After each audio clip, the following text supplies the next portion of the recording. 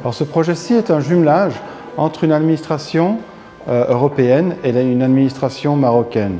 Alors, le rôle de la délégation est de favoriser les projets de coopération. Nous avons établi les termes de référence, nous avons financé ce jumelage.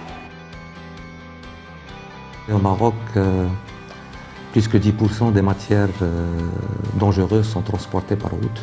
La matière qui est transportée, c'est des matières toxiques, c'est des matières très dangereuses qui peuvent porter atteinte et à l'humain, mais également à l'environnement.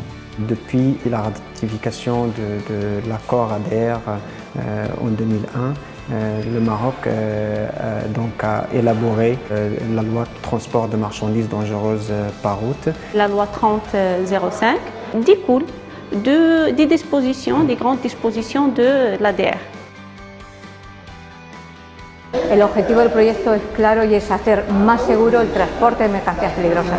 On se devait de se doter d'un cadre qui réglemente la conception, la fabrication, la construction des véhicules, leur contrôle également, mais également les conditions de circulation de ces véhicules. Et bien sûr, il y avait des objectifs aussi spécifiques, notamment la réalisation de transferts de compétences, de renforcement de capacités, et aussi il y avait des rédactions de beaucoup de manuels et des guides.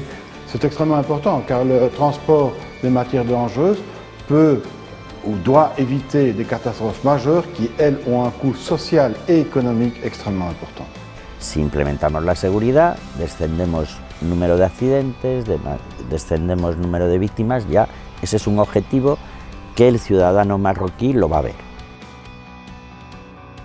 Le bilan principal de ces 2 années était d'abord l'élaboration des textes d'application de la loi 3005.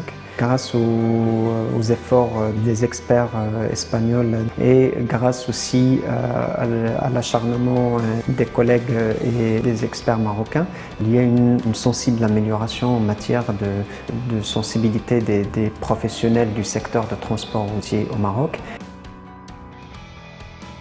L'Union européenne a établi un acquis des bonnes pratiques dans ce secteur-là qu'on veut transmettre afin que soit également implémenté au Royaume du Maroc. Una parte fundamental en el apoyo de FIAP que hace toda esa parte de gestión que te exige la Comisión Europea.